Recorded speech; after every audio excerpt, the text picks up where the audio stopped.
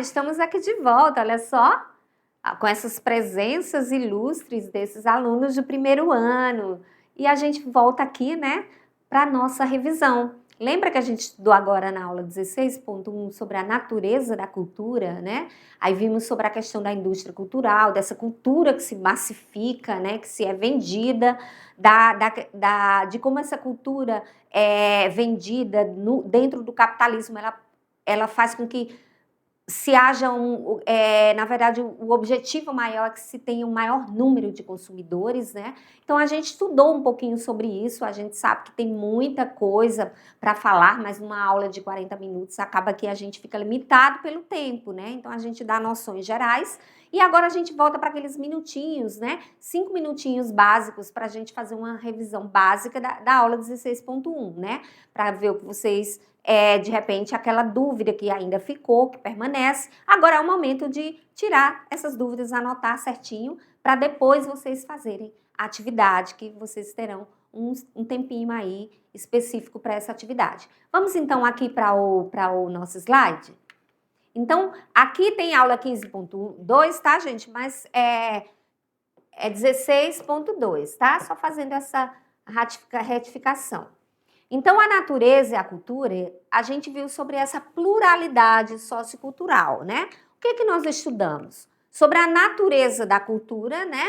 E a cultura, as formas múltiplas e plurais de se estudar a cultura, né? Esse universo cultural, essa diversidade cultural, né? Porque não existe uma maneira universalista, uma maneira, isso aí a gente viu que ela já foi vencida, essa ideia evolucionista da cultura, né? De que as culturas evoluem para estágios superiores. Então, a gente viu que existem formas múltiplas de cultura, como diria o Franz Boas, que nós vimos aqui. Se estudar a cultura e a especificidade dela, mas cultura vista sempre pelos olhos de culturas plurais, né? Então, a gente viu o conceito de cultura, o conceito de ideologia e o conceito de indústria cultural. Então, vamos ver aqui cada uma delas, só para lembrar, de forma geral, o que nós falamos aqui na aula, né? Quando falamos em cultura de massa, a gente falou, vamos para aqui, ó, para uma cultura destinada às massas urbanas, né? Busca primeiro homogeneizar, tornar todo mundo igual, consumidores, né? E ela é subordinada aos meios de comunicação de massa. Quando eu falo em meios de comunicação de massa, estou falando de TV, de internet, né? Estou falando de rádio, enfim. Então, tudo isso aqui, ó, faz com que esses meios de comunicação de massa nos torne, né, essa massa consumidora e que todo mundo, aos olhos disso aqui, parece igual. Ah, porque eu tenho um sapato igualzinho o sapato daquela influencer que eu vi lá na internet, né? Ou eu comprei aquela blusa que estava na novela das 8, né? Igualzinha a blusa da atriz, olha só. Então, o importante para a cultura de massa é homogeneizar, né? Essa massificar cada vez mais a cultura, né? Esses meios de consumo. E a gente também viu sobre a ideologia, que são formas de ser, de pensar, de agir, né? Que a gente também trouxe para nós a crítica que foi feita por Karl Marx, né? Onde, para Karl Marx, o capitalismo, ele se apropria da ideologia dominante, onde a classe dominante domina a classe burguesa, é o contrário, exatamente, a classe burguesa domina a classe dominante. Domina a classe, domina os proletários, desculpa aí. Tanta coisa que a gente acaba passando a informação repetida, mas só para a gente lembrar. Karl Marx fez a crítica exatamente ao capitalismo, do qual o burguês, né, a ideologia da classe dominante, da classe burguesa, é exatamente lançar essa ideologia sobre a classe proletária, que é a classe dominada, tá? E também vimos o conceito de indústria cultural, que são os meios de comunicação controlados pela classe dominante em busca de lucros, né? Então, o importante é consumir, né? É vender essa cultura e massificá-la. Quando a gente pega a música sertaneja, isso se transformou num negócio, num comércio, né? Massificado. O importante é que todo mundo escute sertanejo, né? Todo mundo escute em qualquer lugar a música sertaneja. Então, consumir, o importante para a indústria cultural é esse consumo exacerbado, né? Então, agora vocês terão um tempinho, né, aí para vocês fazerem a atividade e daqui a pouco a gente volta para a gente fazer a correção. Então, eu aguardo vocês e mãos à obra.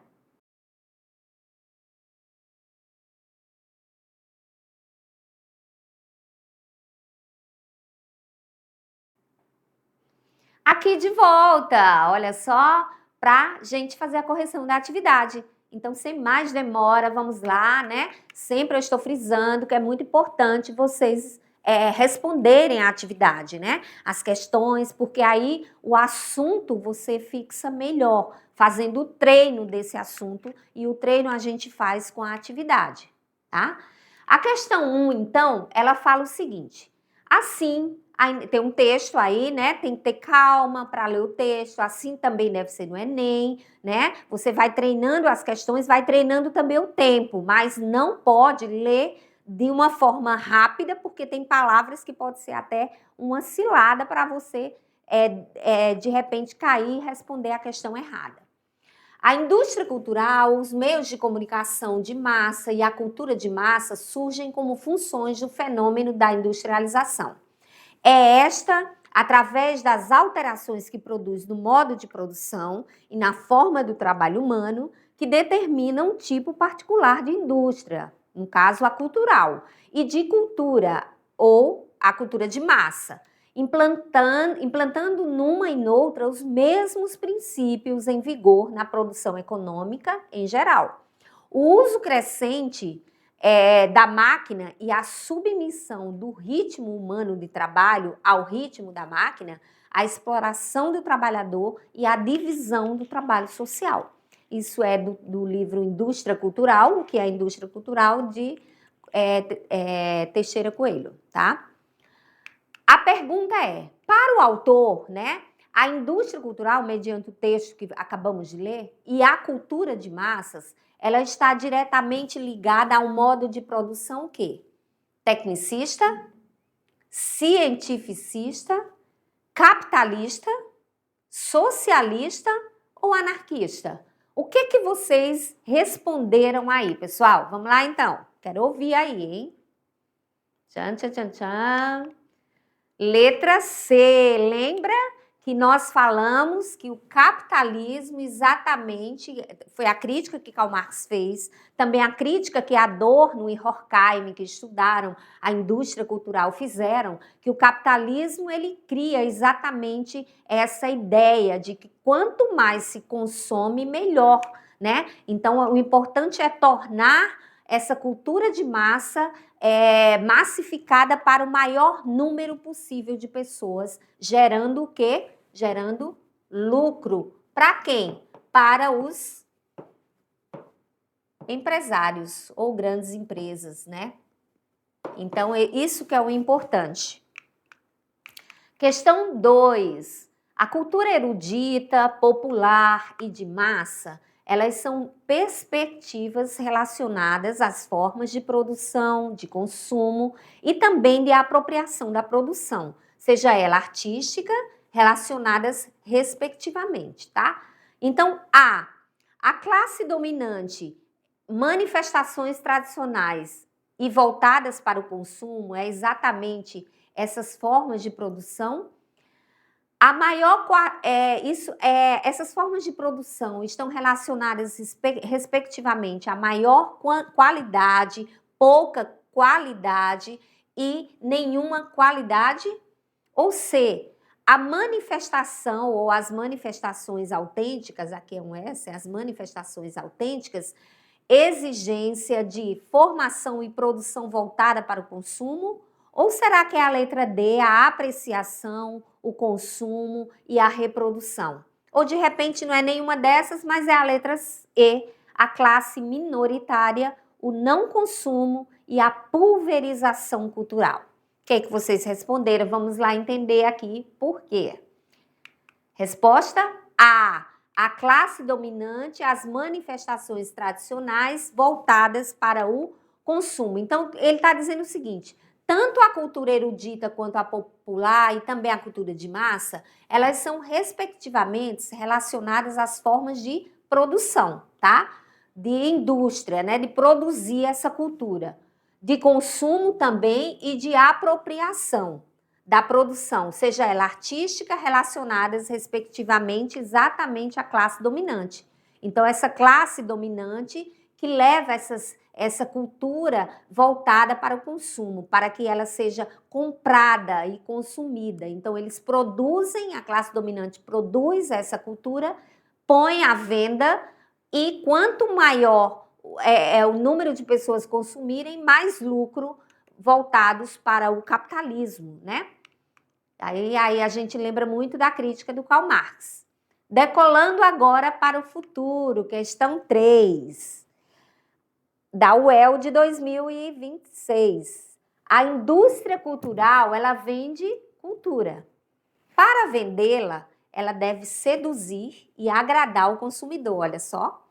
Para seduzi-lo e também agradar esse consumidor, ela não pode chocá-lo, provocá-lo, fazê-lo pensar, fazê-lo ter informações novas que perturbem, mas ela deve desenvolver uma nova aparência, o que ele sabe, já viu ou já fez, tá? Então, aqui é um texto falando exatamente sobre o que é a indústria cultural, o que ela vende, como chega até o consumidor, né?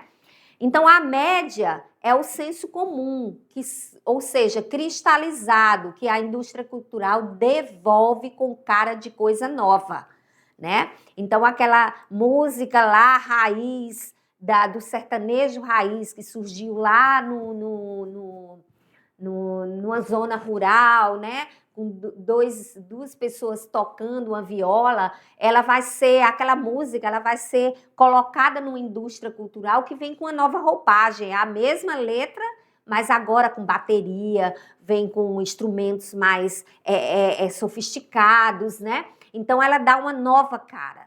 Dessa maneira, um conjunto de programas e publicações que poderiam ter verdadeiro significado cultural, eles tornam-se o contrário da cultura, o de sua democratização, pois se dirigem a um público transformado em massa inculta, infantil, desinformada e passiva. É uma crítica de uma antropóloga, Marilena Chauí, né? Ela faz essa crítica exatamente à indústria cultural, dessa cultura que se cristaliza na massa, tornando uma massa desinformada e totalmente passiva. A pergunta é: com base no texto e nos conhecimentos sobre meios de comunicação e indústria cultural, considere as afirmativas a seguir. 1. Por terem massificado seu público por meio da indústria cultural, os meios de comunicação vendem produtos homogeneizados, tá certo? Tá certo, né? Os meios de comunicação vendem produtos culturais destituídos de matizes ideológicas e políticas? Não.